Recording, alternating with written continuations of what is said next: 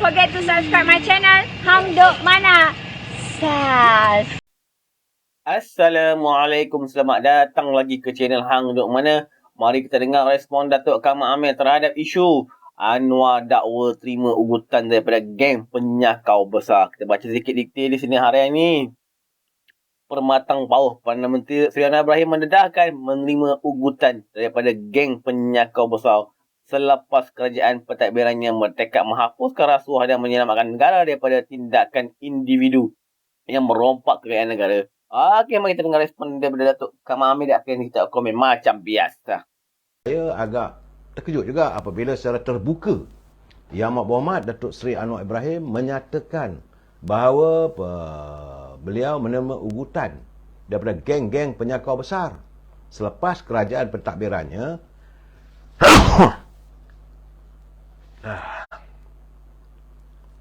kerana selepas kerajaan pentadbirannya berusaha dan bertekad mahu menghapuskan rasuah dan menyelamatkan negara daripada tindakan individu. Ya, saudara, Datuk Seri Anwar Ibrahim mendedahkan menerima ugutan daripada geng penyakau besar selepas kerajaan pentadbirannya bertekad mahu menghapuskan rasuah dan menyelamatkan negara daripada tindakan individu yang merompak kekayaan negara. Datuk Seri Anwar Ibrahim berkata beliau tidak ada masalah dengan ugutan yang terima. Malah beliau bertekad untuk mempertahankan prinsip melawan musuh rasuah dan salah guna kuasa. Itu dilontarkan oleh beliau sewaktu beliau berada di sembahyang Jumaat tadi, saudara. Jadi katanya macam-macam ugutan saya terima. Geng-geng kaya raya ini dah berpakat. Saya tak ada masalah, katanya. Itu kerja mereka. Geng-geng penyakau besar berbilion-bilion berpakat sekarang ini nak buat hidup Melayu. Buatlah, katanya. Saya lawan, tetap lawan untuk pertahankan prinsip ini. Itu waktu dia berucap di Masjid Jami' An-Nur, Kampung Gua Perahu di Pulau Pinang, saudara. Jadi Datuk Seri Anwar Ibrahim berkata beliau terbuka untuk ditegur dan kritik sekiranya terdapat kelemahan dalam pentadbiran kerajaannya. Namun, ia bukanlah difitnah tanpa fakta dan penilaian adil. Beliau mengakui dia sendiri mungkin ada kekurangan serta kelemahan dan bersedia ditegur. Namun, bukanlah dicerca dan difitnah. Dia kata Datuk Seri Anwar Ibrahim lagi, politik ini bukan fitnah. Boleh kritik saya, kerana saya bukan betul semua. Saya pun ada kekurangan. Mungkin saya tak tahu. Mungkin saya ada kelemahan. Tapi bagi tahulah. Tapi kalau cerca dan fitnah ini, bagaimana? Tidak kisah siapa pun. Cina atau Melayu, atau pakai kopiah, ataupun pakai kod. Ini soal menabur fitnah. Itu tak boleh dibiarkan, katanya. Jadi sekarang saya melihat, bagaimana atas kebebasan media sosial ini, maka macam-macam cerita keburukan Perdana Menteri terdedah. Dan ada setengah itu merupakan fitnah. Ada setengah daripada itu, dikilang semula. Cerita-cerita lama, saudara, diungkit-ungkit. Termasuklah bagaimana kes pengampunan diraja. Beliau telah pun diampunkan oleh Dua Malaysia Tuan Agong. Patutnya kita berapang dada lah, terimalah hakikat. Tapi mereka tidak mau menerima keadaan. Hari ini saya lihat, saudara, saya tengok juga dalam media sosial bagaimana mereka menggunakan media sosial ini untuk memburuk-burukkan kerajaan, untuk menimbulkan suasana benda yang tak betul diada-adakan. Contoh, bagaimana media sosial melaporkan kononnya Tun Dr. Mahathir tidak dilayan waktu beliau hadir untuk solat Aidilfitri di Masjid Putra. Memanglah ada gambar Tun Dr. Mahathir duduk di atas kursi, lepas tu keliling dia tu bukanlah saya tak tahulah, mungkin rakyat daripada luar negeri ke, mungkin mak Bangla ke, tak tahulah, saudara. Jadi, banyaklah orang mengatakan tak sepatutnya dibuat begitu. Sebenarnya, realitinya, sewaktu Dr. Mahathir sampai di hadapan Masjid Putra itu, 4 atau 5 orang pegawai masjid, saya nampak ada uniformnya mereka, mengajak agar Tun bawa ke saf hadapan untuk solat bersama-sama tempat VIP. Tapi Dr. Mahathir kata mereka menolak. Jadi bila itu berlaku, apakah kerajaan yang harus disalahkan? Ini keadaan gambaran saya, saudara. Jadi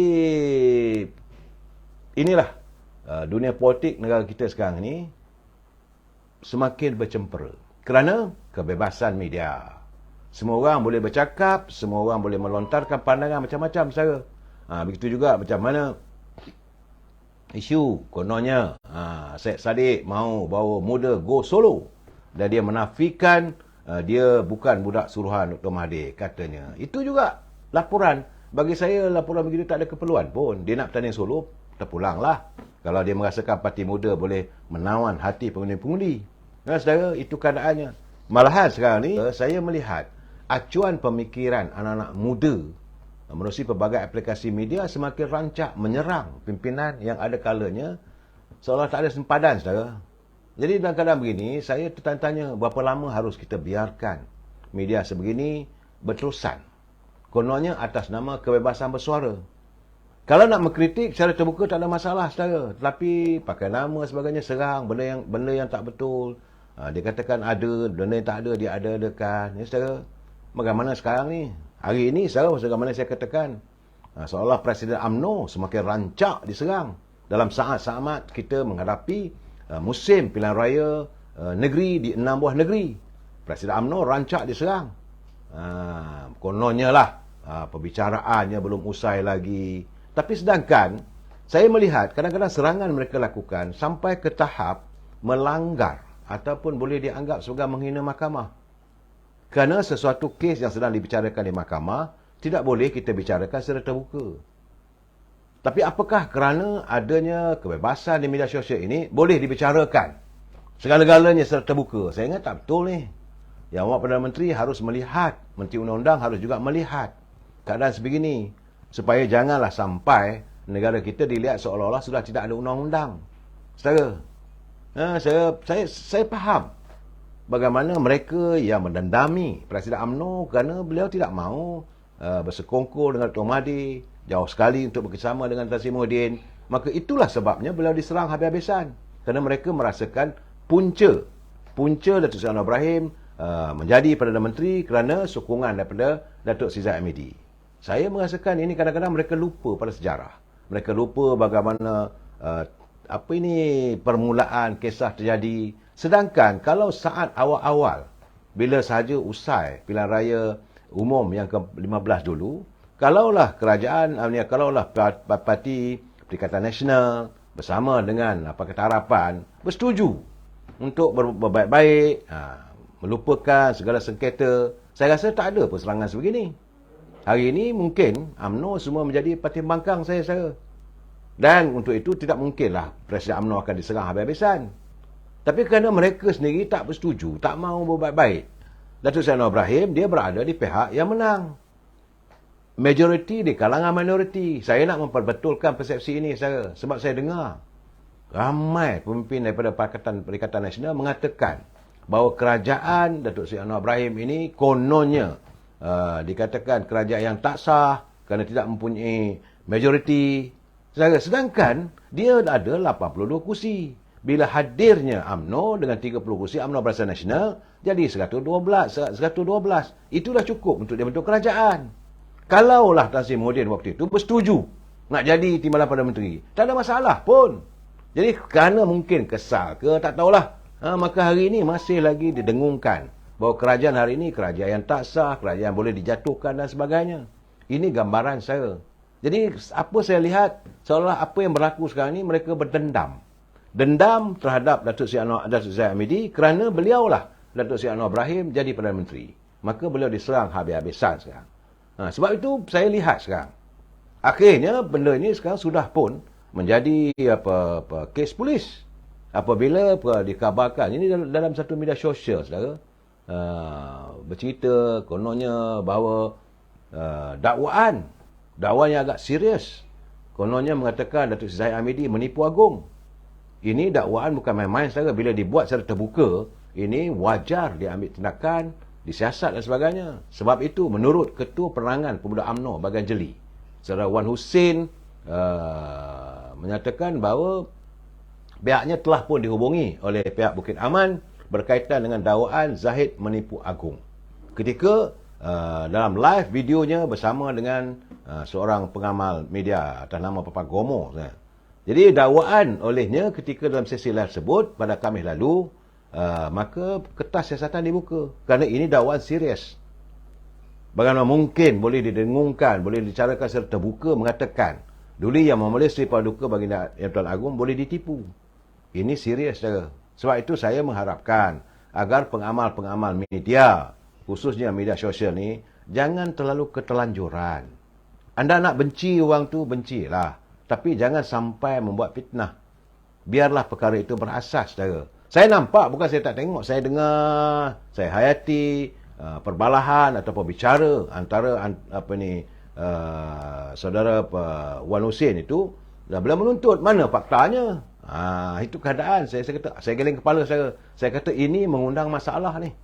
Kalau bicaranya sebegitu. Mereka tidak berhati-hati dalam melontarkan kata-kata. Jadi sekarang ni, kerajaan ni sekarang ni kena guna, ya Awang Zah, setuju, kerajaan kena gunalah Akta Hasutan. Okey tuan-tuan, komen saya lah, saya baca detail sikit lagi daripada Sinar Harian ni. Anwar berkata beliau tiada masalah dengan ugutan yang diterima, malah bertekad untuk mempertahankan prinsip melawan rasuah dan salah guna kuasa. Macam-macam ugutan saya terima. Geng-geng kaya raya ini dah berpakat. Saya tak ada masalah, itu kerja dia. Geng-geng penyakau besar berbilion-bilion berpakat sekarang ni nak buat hidup Melayu. Hang, kamu buatlah. Saya lawan, tetap lawan untuk mempertahankan prinsip ini. Katanya ketika berucap pada kenduri korban dan solat Jumaat di Masjid Jami' An-Nur, Kampung Gua Perahu di sini pada Jumaat. Selepas itu, Anwar berkata beliau terbuka untuk ditegur dan dikritik sekiranya terdapat kelemahan dalam pentadbirannya kerajaan, namun bukan difitnah tanpa fakta penilaian yang adil. Beliau mengakui dirinya mungkin ada kekurangan serta kelemahan dan bersedia ditegur, namun bukan dicerca dan difitnah. Okey, kita tahu sekarang ni macam-macam fitnah tu lah bertebaran di TikTok ni. Bila dah hampir PAN nanti. Okey, kita geng-geng kerajaan paduan dan Pakatan Harapan Barisan Nasional harus terus menyokong kerajaan paduan. Jumpa lagi. Assalamualaikum.